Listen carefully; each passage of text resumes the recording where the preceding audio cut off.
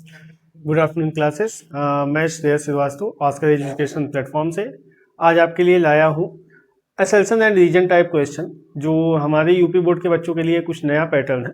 तो आइए जानते हैं और कैसे इसे क्रिएट करते हैं, ये असल्सन रीजन टाइप क्वेश्चन कैसे डील किया जाए एग्जाम टाइम में, इसके बारे में समझते हैं। तो ये हमारा असल्सन रीजन टाइप क्वेश्चन है, जिसमें कुछ चीज़ें दी गई हैं। पहले आपको कुछ निर्देश दिया गया है। क्या निर्देश दिया गया है? पहला निर्देश यह है कि इन प्रश्नों में दो कथन, अभिकथन ए और कारण आर दिए गए हैं। इसमें असर्शन यानी अभिकरण, अभिकथन और कारण यानी कि आर दिया गया है। इन प्रश्नों के उत्तर के नीचे दिए गए अनुसार उचित विकल्प को चुनकर लिखना होता है। पहला, असर्शन और रीजन दोनों सही हैं तथा रीजन द्वारा असर्शन की सही व्याख्या हो रही है।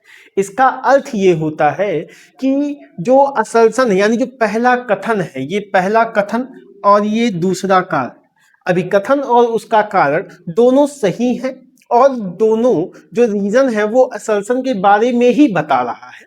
तो हम कहेंगे कि वो ऑप्शन ए है। दूसरा, असर्शन और रीजन दोनों सही हैं, लेकिन परंतु रीजन जो है वो क्या करता है, वो असर्शन की सही व्याख्या नहीं कर पाता है। यहां पे परंतु लिखा हुआ है, यानी कि असर्शन रीजन सही तो है लेकिन वो व्याख्या नहीं कर रहे हैं। तो ये ऑप्शन बी हो जाएगा। तीसरे ऑप्शन में है असर्शन सही है परंतु रीजन गलत है, यानी कि जो कथन है वो सही दिया गया है लेकिन जो कारण है वो गलत दिया गया है। और चौथा, जो असर्शन है वो गलत है और जो कारण है वो सही है। तो हमारे पास चार ऑप्शन है। पहला ऑप्शन है ए, दूसरा ऑप्शन है बी, तीसरा ऑप्शन है सी और चौथा ऑप्शन है डी। इसके आधार पर हम ये बताते हैं कि असर्शन रीजन किस टाइप का क्वेश्चन है और कैसे होता है। तो ये चार ऑप्शन होते हैं।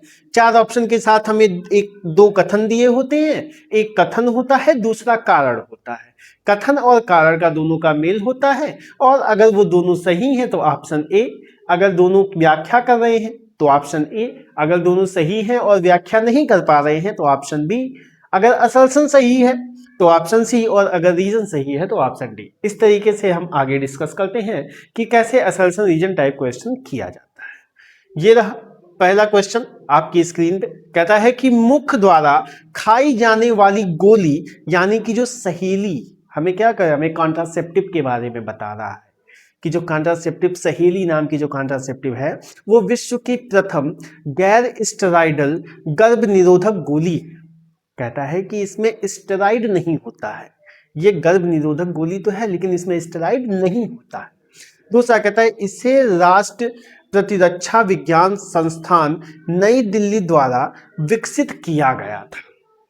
भाई आपको अभिकथन दे दिया। अभिकथन में कहा कि जो दवा खाई जा रही है वो दवा सहेली नाम की है और वो गैर स्टेरॉइडल है और ये गर्भ निरोधक गोली है। ये सही है। ठीक है। अगला कहता है इसे राष्ट्रीय प्रतिरक्षा विज्ञान संस्थान, इसे कहता है नेशनल साइंस इंस्टीट्यूट ने नई दिल्ली में विकसित किया गया था।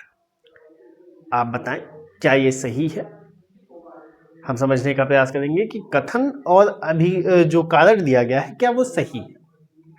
भाई कथन तो सही है, मुख से खाई जाती है सहेली नाम की ड्रग, जो सहेली नाम की ड्रग मुख से खाई जाती है वो विश्व की प्रथम गैर स्टेरॉइडल ड्रग है, ये बिल्कुल सही है। दूसरा कहता है इससे राष्ट्रीय प्रतिरक्षा विज्ञान संस्थान नई दिल्ली द्वारा बना, ये गलत है।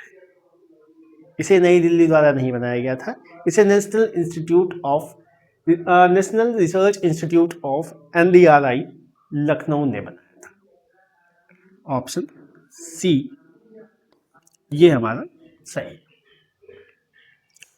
आगे बढ़ते हैं अगले क्वेश्चन की तरफ। ये रहे आज ढेर सारे क्वेश्चन असर्शन रीजन टाइप के मैं आपके पास लेके आया हूँ और आप जो है इसे समझने का प्रयास करेंगे और सॉल्व करेंगे। अगला प्रश्न कहता है अनुवांशिक कूट का एक गणधर्म इसका अभाषित होता है। कुछ अमीनो अम्ल का कूटलेखन एक से अधिक प्रकूटों द्वारा हो सकता है। एक बार इसे पढ़िए और प्रयास कीजिए कि कैसे जो है इसके ऑप्शंस हैं वो आएंगे।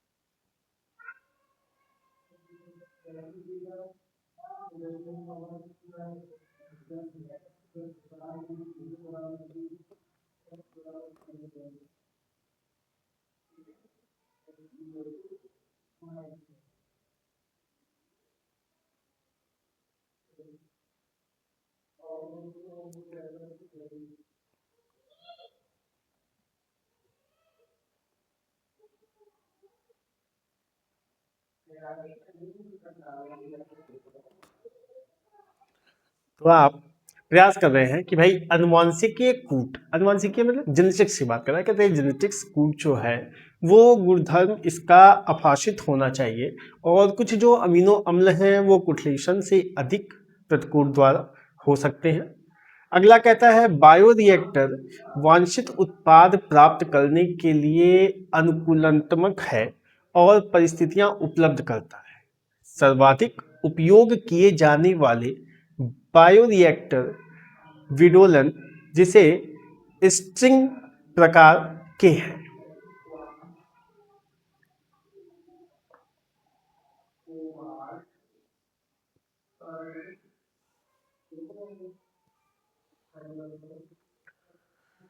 तो हम आ जाते हैं क्वेश्चन नंबर अनुवांशिकीय कूट वाले पे। और ये जो अनुवांशिकीय कूट है ये एक क्या कहते हैं गुणधर्म इसका अभाषित होना है, ये सही है। और दूसरा कहता है जो अमीनो अम्ल है वो कुटलेखन से एक अधिक प्रकूट द्वारा हो सकते हैं। तो ये असर्शन भी सही है, रीजन भी सही है और ये कुछ अमीनो अम्ल द्वारा बता रहा है, यानी कि ये इसके अपहास्यक के बारे में बता रहा है। तो यानी कि हम जाते हैं कहाँ पे, हम जाते हैं हमारे ऑप्शन नंबर, हम जाते हैं हमारे ऑप्शन नंबर ए पर, जहां पर असर्शन और रीजन दोनों सही है और जो असर्शन है वो उसकी सही व्याख्या कर रहा है। तो यहाँ पे जो ऑप्शन हो जाएगा वो हो जाएगा ए। चलिए अगला, बायोरिएक्टर कहता है बायोरिएक्टर जो है वो अक्षय पदार्थ प्राप्त करने के लिए अनुकूलतम परिस्थितियां उपलब्ध करता है और सर्वाधिक उपयोग किए जाने वाले बायोरिएक्टर विलोडन स्प्रिंग प्रकार के होते हैं। बायोरिएक्टर क्या है, एसिटोबायोएक्टर की बात कर रहा है, बायोटेक्नोलॉजी से क्वेश्चन है। और इस क्वेश्चन का आंसर क्या होगा, कहता है कि जो बायोरिएक्टर है वो वांछित है, ये सही है, ये अनुकूलनशीलता को दर्शाता है, ये जो अभिकथन है वो बिल्कुल सही है। जो कारण है वो भी सही है, लेकिन जो कारण है वो इसके बारे में, भाई कारण तो प्रकार के बारे में बता रहा है और यहाँ पे स्थिति के बारे में बात की जा रही है। तो यहाँ पे क्या होगा, यहाँ पे होगा ऑप्शन नंबर बी। अगला कहता है एक द्विसंकर क्लास में जब दो जीन एक ही क्रोमोसोम पर स्थित होते हैं तो जानकीय जीन संयोजना का अनुपात अनजानकीय प्रकार से काफी ऊंचा रहता है। आपसे पूछ रहा है कि जो द्विसंकर क्लास किए जा रहे हैं, जो क्रिस क्लास किया जा रहा है, वो कहता है जीन के एक ही क्रोमोसोम पर स्थित होते हैं। अगर जीन के एक ही क्रोमोसोम पर स्थित हैं तो जीन की जो संयोजना है उसका अनुपात अनजानकीय प्रकार की है। भाई हमने देखा है अगर F1 जनरेशन का कभी भी कोई क्लास होता है तो उसमें जो रेशियो निकल के आता है वो कितना निकल के आता है, 3:1 निकल के आता है। ये F1 के बारे में है। क्रोमोसोम पर स्थित जो भी जीन, ठीक है, वो क्या करेंगे, वो 3:1 के बारे में दर्शाएंगे इसे। आपको क्वेश्चन बिल्कुल क्लियर समझ में आ रहा होगा। और अगर हम इसी को F2 के बारे में बात करते हैं, जब हमारी सेकेंड जनरेशन आती है तो हमें मिलता है 9:3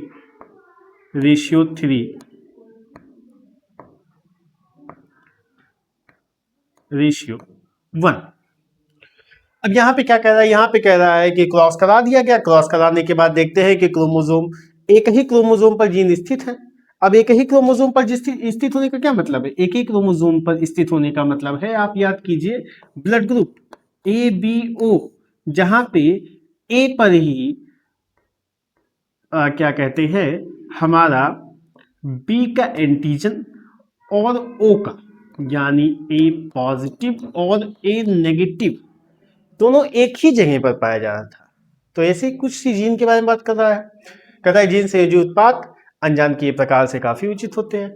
इसका कारण क्या है? कहता है जानकीय जीन संयोजना का अधिक ऊंचा होना दोनों जीनों के विनिमय के कारण हो सकते हैं।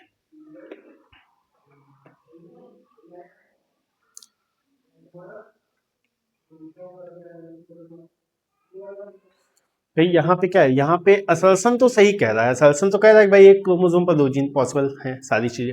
लेकिन दूसरा जो कहता है कि संयोजना, वो भी जानकीय जीन का। भाई अगर 2 सेम प्रकार के जीन होंगे तो वो आपस में क्यों मिलेंगे? सीधी सी चीज है, 2 प्रकार के जीन होंगे तो आपस में क्यों मिलेंगे? ऑप्शन सी की बात करते हैं। ऑप्शन सी हमें क्या इंडिकेट करता है? ऑप्शन सी में इंडिकेट करता है कि असर्शन सही है और जो रीजन है वो गलत है। आइए आगे बढ़ते हैं अगले प्रश्न की तरफ। और अगला प्रश्न आपके सामने ये रहा।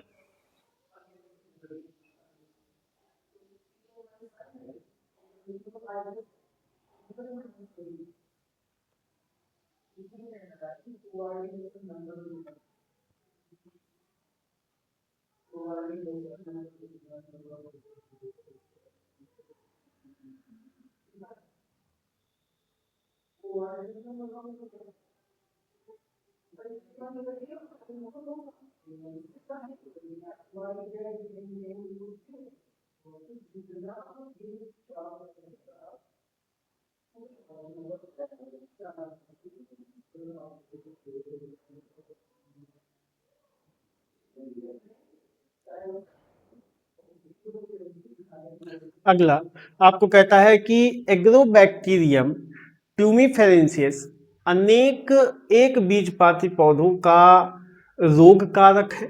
दूसरा कहता है पौधों में प्रयासमान्य कोशिकाओं को ट्यूमर में रूपांतरित करने हेतु यह डीएनए के एक अंश टी डीएनए को हस्तांतरित करने में समर्थ है। आपसे क्वेश्चन कह रहा है कि भाई जो एग्रोबैक्टीरियम ट्यूमिफेसिस है, एग्रोबैक्टीरियम ट्यूमिफेसिस ट्यूमर कॉज करने वाला, कहता है ये एक बीजपात्री पौधों का रोग कारक। एग्रोबैक्टीरियम ट्यूबरक्लोसिस ट्यूमिफेनेसिस ये ट्यूमर कॉज करता है, ये पौधों में थोड़ी ना कॉज करता है। यहाँ क्या है? यहाँ पे पौधों का रोग कारक नहीं है, एक बीजपातीय पौधों का रोग कारक नहीं। ये द्विबीजपातीय भी हो सकता है, मैनी बीजपातीय भी हो सकता है। भाई ट्यूमर कॉज करना कोई पौधों का कारण थोड़ी। अगला तो यहाँ पे क्या हुआ? अभिकथन गलत हो गया, और जहां पे हमारा अभिकथन गलत होता है वहां पे हम ऑप्शन लेके आते हैं डी, अभिकथन गलत है। अच्छा ये सही है, ये दूसरा जो कह रहा है सही कह रहा है कि पौधों में जो प्रसामान्य कोशिकाओं का ट्यूमर में रूपांतरण करने हेतु या डीएनए का एक अंश टी डीएनए, भाई बताया गया, क्या बताया गया? एक एल बताया गया है और एक टी बताया गया है, टी लिम्फोसाइट और एल लिम्फोसाइट बताया गया। बस वही टी लिम्फोसाइट टी सेल्स पे कवर करता है, टी सेल्स के टी डीएनए पे अटैक करेगा, तो सही है ये डी ऑप्शन आता है। अगला कहता है हमारे देश का कानून शिशु को कानून गोद लेने की इजाजत देता है और यह आज भी संतान वाहिनी दंपति के लिए जानता प्राप्ति का सर्वोत्तम उपाय है। क्या कह रहा है क्वेश्चन?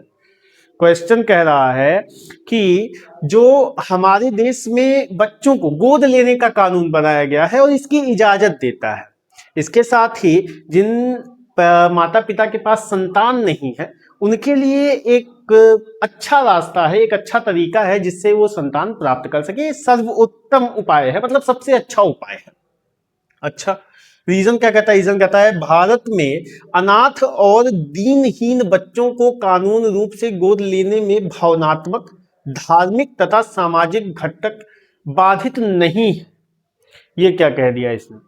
भाई ये तो असर्शन तो सही कह रहा है कि भाई कानून तो बनाया गया है, लेकिन ये दूसरी वाली बात ना इसने दिल में लगने वाली कह दी। भाई भावनात्मक, धार्मिक और सामाजिक घटक बाधक नहीं है, ऐसा कैसे? बाधक हैं।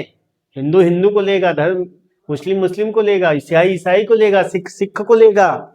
सामाजिक सुंदर बच्चों को लिया जाएगा, अच्छे बच्चों को लिया जाएगा, व्यवहारिक बच्चों को लिया जाएगा, सभी चीजें बाधक है। इसीलिए हम क्या कहते हो, यही नहीं, हमारे माता पिता अपनी संतान चाहिए, खुद की स्वयं की, अनाथ बच्चों को नहीं अडॉप्ट करेंगे। तो इसीलिए क्या है, असर्शन सही, रीजन गलत, ऑप्शन निकल के आ जाता है सी। अगला कहता है कि आपका जो संकलन जीन F2 में द्विसंकर अनुपात 9331, अरे भाई अभी यही तो बताया था आपको, ये देखिए जरा सा, यही तो भी डिस्कस किया था। क्या डिस्कस किया था कि F2 जनरेशन में 9:3:3:1 आता है। ये तो बिल्कुल सही बात है। कहता है नहीं दर्शाता, पालित लक्षण नहीं होते हैं, संकलन जीनों में स्वतंत्र विरजित नहीं होता है। ये क्या बता दिया इसने भाई, यहाँ पे तो जो है अभिकथन जो था वो क्या था, सही है, और जो रीजन है कहता है संकलन जीन F2 में द्विसंकर अनुपात नहीं